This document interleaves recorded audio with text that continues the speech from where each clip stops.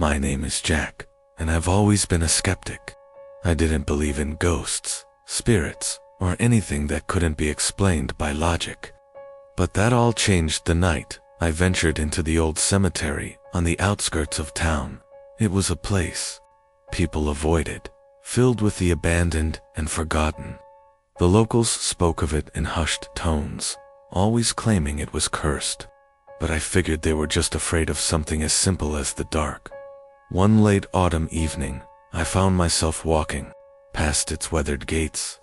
The moon hung low in the sky, casting an eerie glow over the scene. I had been drinking, my nerves were a bit on edge, and curiosity tugged at me. I was about to walk away when I noticed something odd. There was a fresh grave, its dirt still, loose and uneven. But what stood out to me was the tombstone, a large, cracked marble slab with strange symbols etched into it. The name on the stone was unfamiliar, Edwin Blackwood.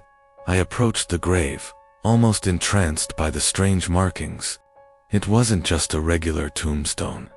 The symbols, though worn by time, were clearly intentional. I felt a strange pull, as if something inside me was telling me to stay. Suddenly, I heard it faint at first, a whisper, "Help me." I spun around, my heart racing, but there was no one in sight. The cemetery was as empty as it had been when I first arrived. I told myself it was just the wind, a trick of my mind playing games on me. But the whisper came again, louder this time, and it seemed to be coming from the grave. "Help me, Jack." I froze. My blood ran cold. How did it know my name? With trembling hands, I reached out and touched the tombstone. The moment my fingers made contact, the ground beneath me seemed to tremble. I stumbled back, feeling the pressure in the air build, as if the very earth were alive and angry. The whispering continued, growing more desperate. "Please, help me." Without thinking, I dropped to my knees and began digging, my hands moving frantically through the loose dirt. My pulse thundered in my ears, but I couldn't stop. There was a force compelling me to continue. After what felt like an eternity, my hands struck something solid. I cleared away the remaining dirt and found a small wooden box, old and weathered by time. I could feel the weight of it, the presence inside, and I knew in that moment that I had made a terrible mistake. I opened the box, and there, wrapped in tattered cloth, was a small, mummified hand. It was cold to the touch, but I felt an undeniable connection. The moment my fingers brushed against it, the whispers stopped. There was only silence. But the silence didn't last long. Suddenly, a hand shot out from the ground, grabbing my wrist with an iron grip. I screamed and tried to pull away, but the hand tightened, pulling me toward the grave. I could hear something beneath the earth, a voice, low and guttural, speaking in an ancient tongue. The ground around me began to shift, and I could see the earth moving, as if something was rising. A face appeared from the dirt, pale and decayed, with hollow eyes and a twisted grin. It was Edwin Blackwood, or what had become of him. His body had been buried long ago, but his soul had been trapped, waiting for someone to release him. "You shouldn't have disturbed me," he hissed, his voice like gravel scraping against stone. I fought to break free, but his grip was unrelenting. The whispers started again, this time from every direction, filling my mind with their maddening sound. "You should have never come here." The last thing I remember was the sensation of being dragged into the earth, swallowed whole by the grave. When I woke up, I was lying on the ground in the cemetery, the night sky now dark and silent. The tombstone was gone, and the grave had been filled. I stood up shakily, my head spinning, as I left the cemetery. I couldn't shake the feeling that I wasn't alone. Every time I turned a corner or passed a shadow, I thought I saw a figure watching me from the corner of my eye. And then, one night, as I lay in bed, I heard it again whispering, soft and distant, but unmistakable. "Jack."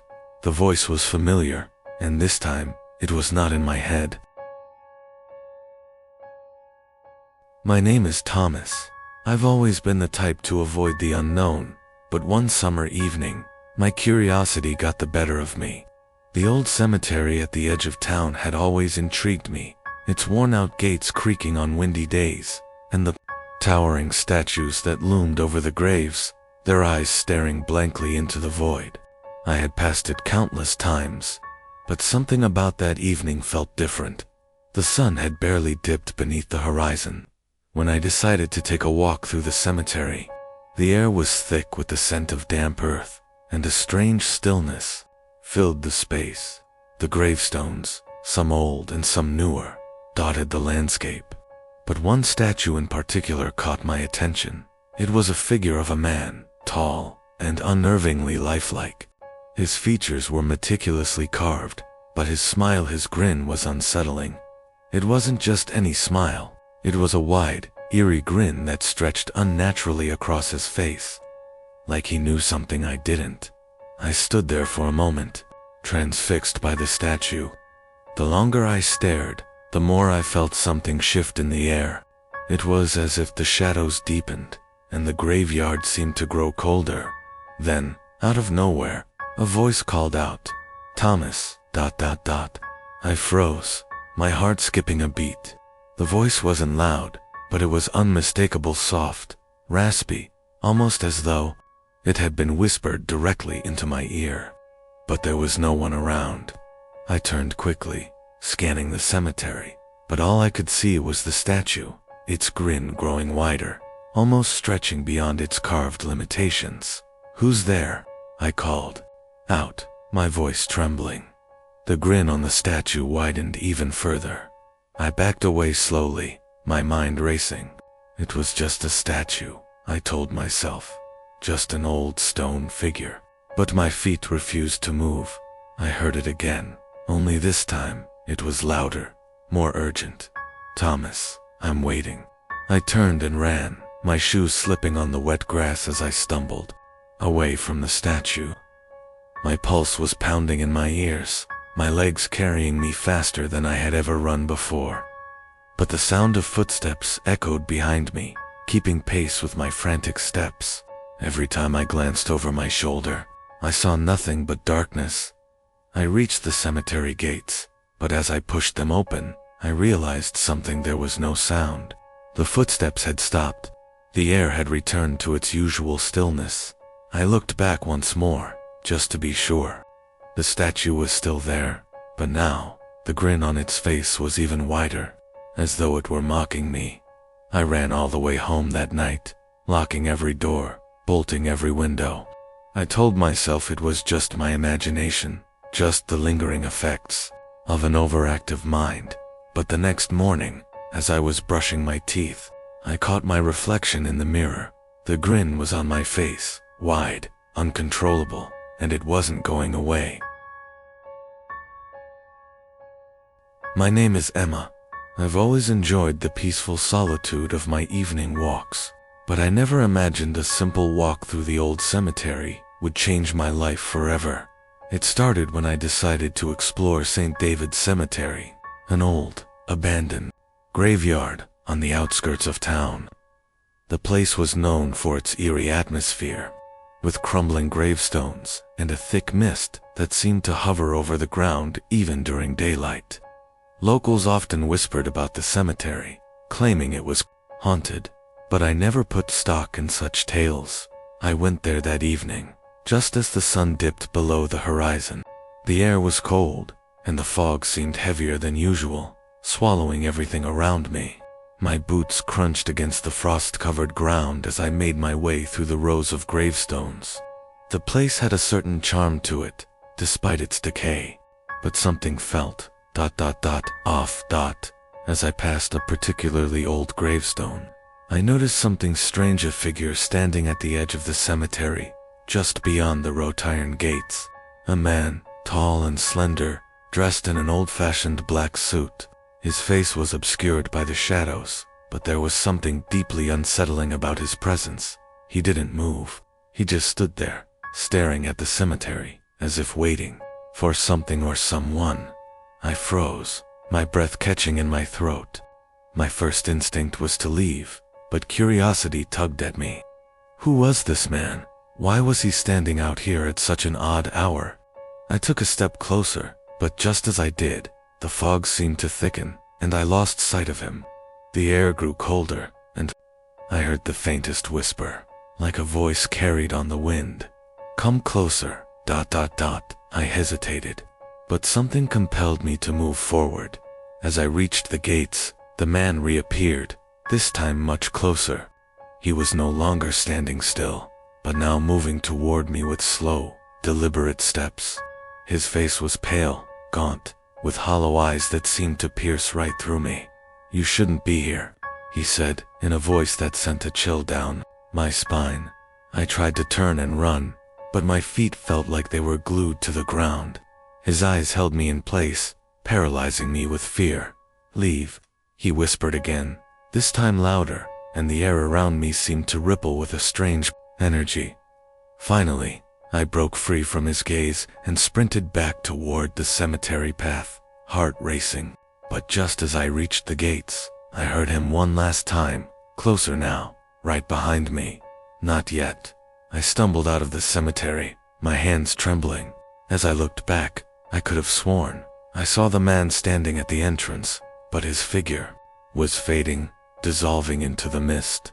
That night, I couldn't sleep. The image of the man haunted my every thought, and the voice kept echoing in my mind. The next morning, I decided to return to the cemetery, hoping to find some explanation for the strange encounter. I didn't want to believe what I'd seen, but I couldn't shake the feeling that something was waiting for me there. When I arrived, everything seemed normal at first. The gravestones were still weathered, the fog still lingered, but as I walked deeper into the cemetery, something caught my eye. One of the gravestones had been freshly dug up. The name on it was unfamiliar, William Merrickand. The date of death was recent, but when I looked closer, I saw something that made my blood run cold. The grave wasn't empty. There, lying in the dirt, was the same man I had seen the night before. His pale face was staring up at me, lifeless, with his hollow eyes wide open. And as I stood there, frozen with terror, I heard a whisper, soft but unmistakable. You should have left. My name is Lucas. I took the job as a gravedigger at St. Hollow's Cemetery because I needed the money.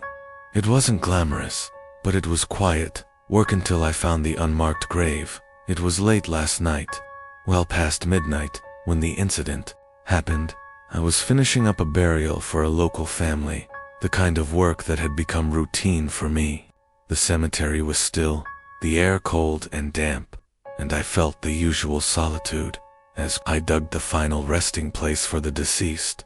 But something was off. As my shovel struck something hard in the ground, I thought it was just a rock or a buried root, but it didn't feel right. It was too smooth, too solid.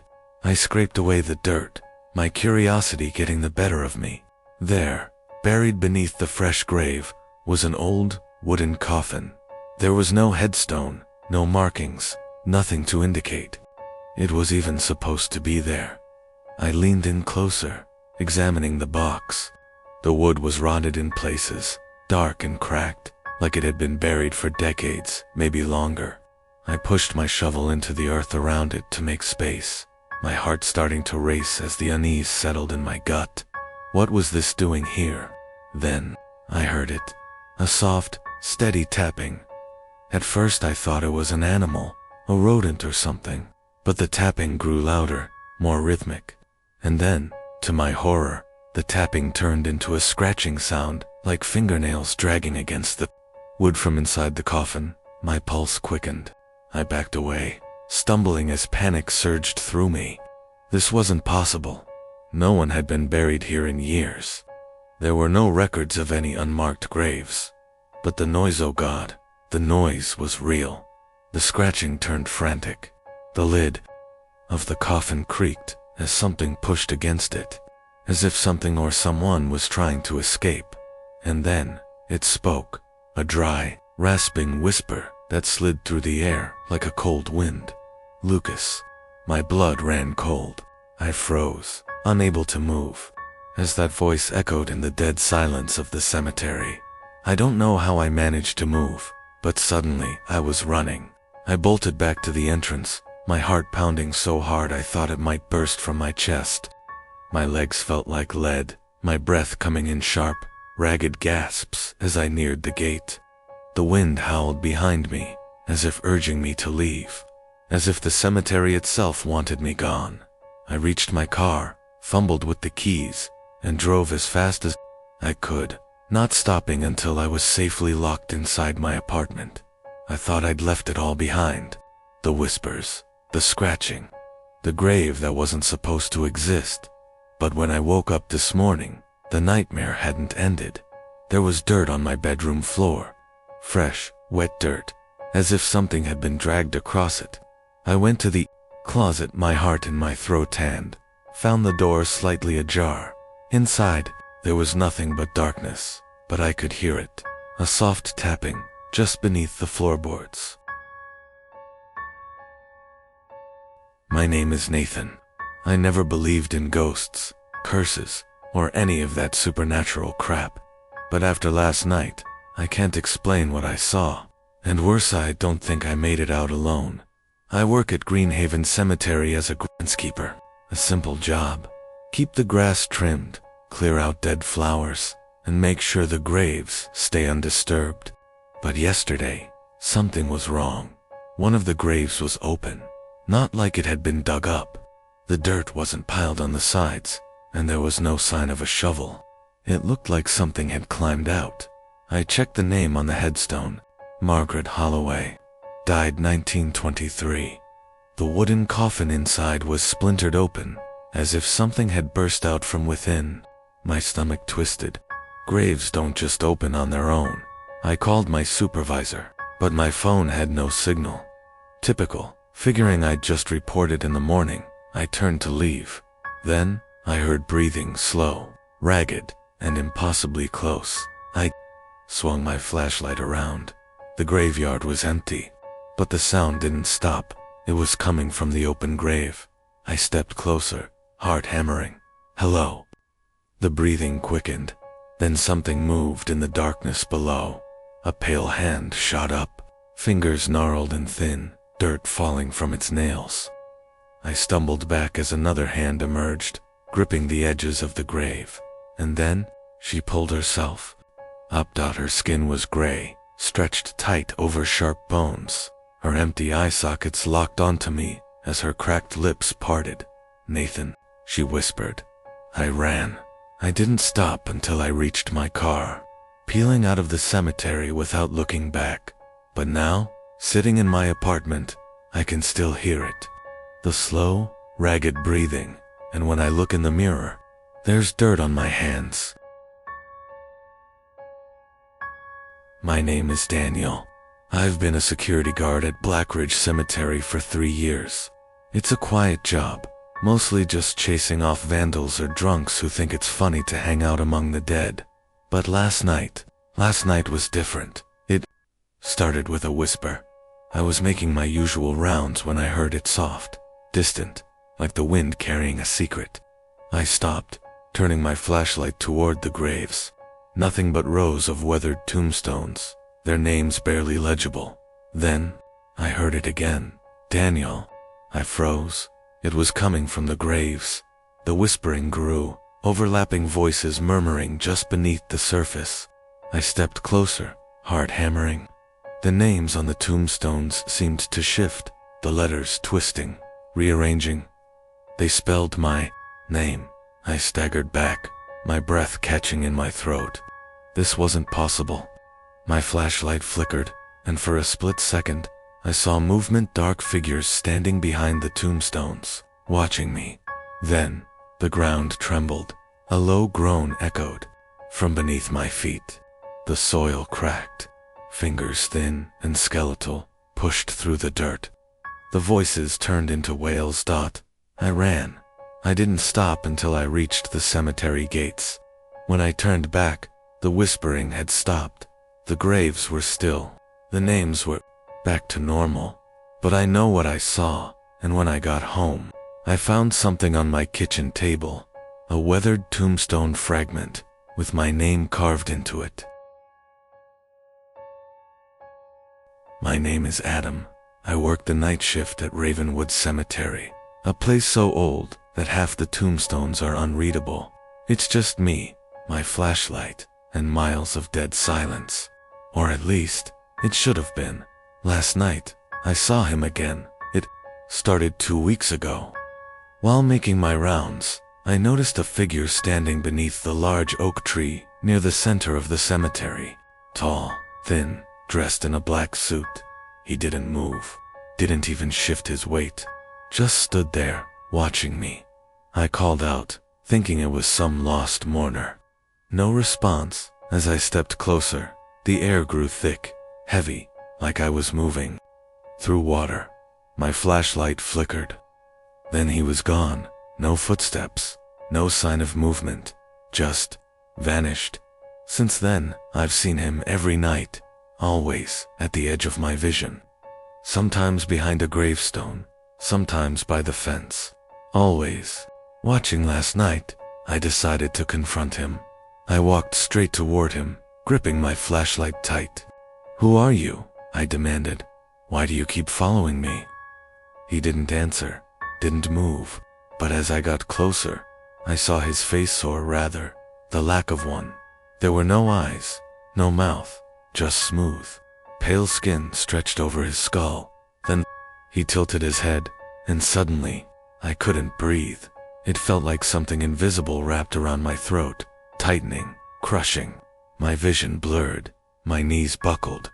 I thought I was going to die then. As quickly as it started, it stopped. I gasped for air, stumbling backward. My flashlight flickered again, and when it came back on, he was gone. I ran. When I got home, I locked every door, every window, but as I turned off the lights and climbed into bed, I noticed something in the corner of my room. A shadow, tall, thin dot, watching. My name is Lucas. I've always been a skeptic. Ghost stories, urban legends, all just nonsense people use to scare themselves. But after what happened last night, I can't explain it. I can't even begin to understand it. It started with a dare. My friends and I were drinking at Evan's place when the conversation turned to the old Blackwood Cemetery on the edge of town. People said it was haunted, that something in there didn't like visitors. Evan, being the idiot he was, bet me $50 I wouldn't spend an hour alone inside. I laughed. That's it. Easiest $50 I'll ever make.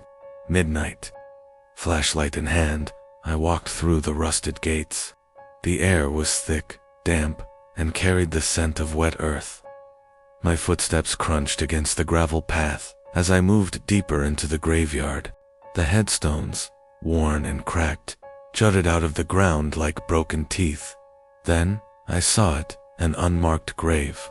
The dirt was disturbed, fresh, as if someone had just been buried, or worse, as if something had crawled out. I felt it before I heard it. A chill, unnatural and sharp, crawled down my spine.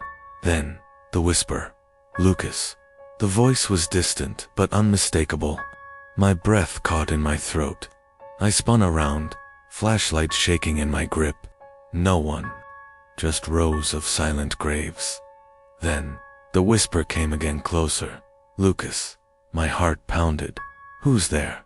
My voice was steady, but my legs were locked in place. Silence. Then the ground beneath me shifted. I stumbled back as a hand, thin, pale, and covered in dirt, shot out of the unmarked grave. The thing that crawled out wasn't human. Its body was twisted, bones protruding beneath rotting skin. Its eyes were hollow sockets, and yet, I knew it was looking at me. I ran. I don't remember leaving the cemetery. I don't remember how I got home. But when I woke up this morning, my shoes were still covered in dirt, and outside my window, on the ground beneath it, were fresh, muddy footprints. My name is Ethan. I took the job at Hollowpine Cemetery because it was easy money. Dig a few graves, keep the grounds clean, and lock up at night. Simple, right? That's what I thought until I met Henry. Henry wasn't on the payroll. He wasn't even supposed to be there. He was just always around. An old man in a filthy coat, wandering between the graves. He never spoke, just nodded at me as he dragged his rusted shovel behind him. One night, as I was finishing up, I saw him standing by a grave that hadn't been there the day before. The dirt was fresh, uneven. "You working overtime?" I joked, trying to mask my unease.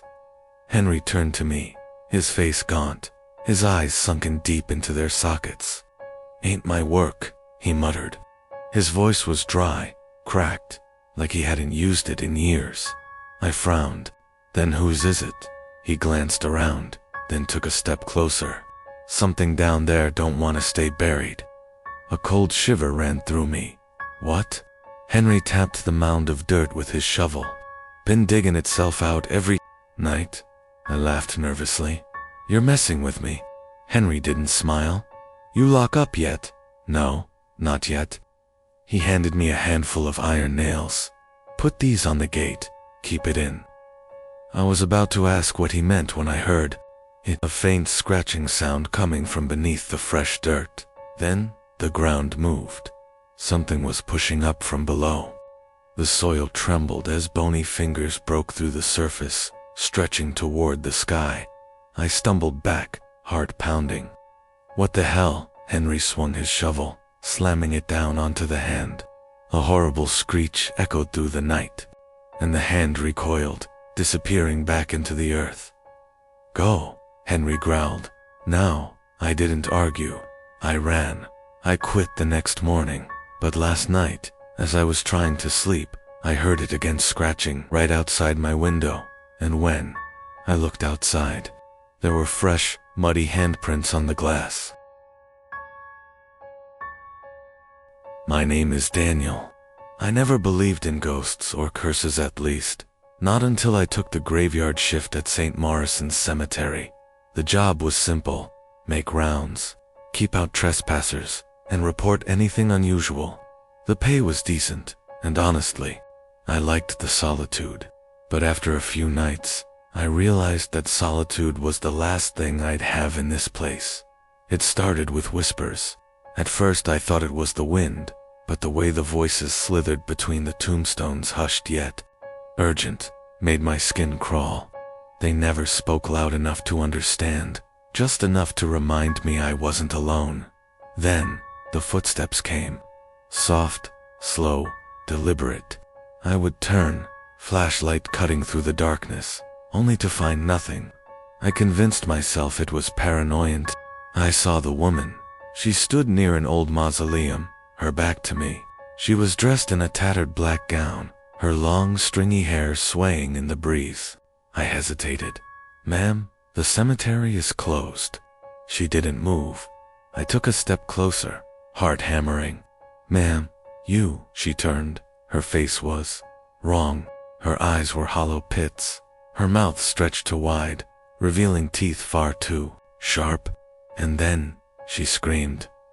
The sound was a twisted, agonized wail, like a chorus of suffering souls crammed into one horrific voice. Every muscle in my body locked up. The air around me turned thick and heavy, pressing against my chest. Then, she rushed me. I ran. I don't remember how I got to my car, how I managed to start it with my shaking hands. But as I sped out of the cemetery, I caught a glimpse in the rearview mirror. She was standing at the gate, her mouth still open, her scream still ringing in my ears. I quit that night, but the thing is, every night since, I still hear her whispering my name.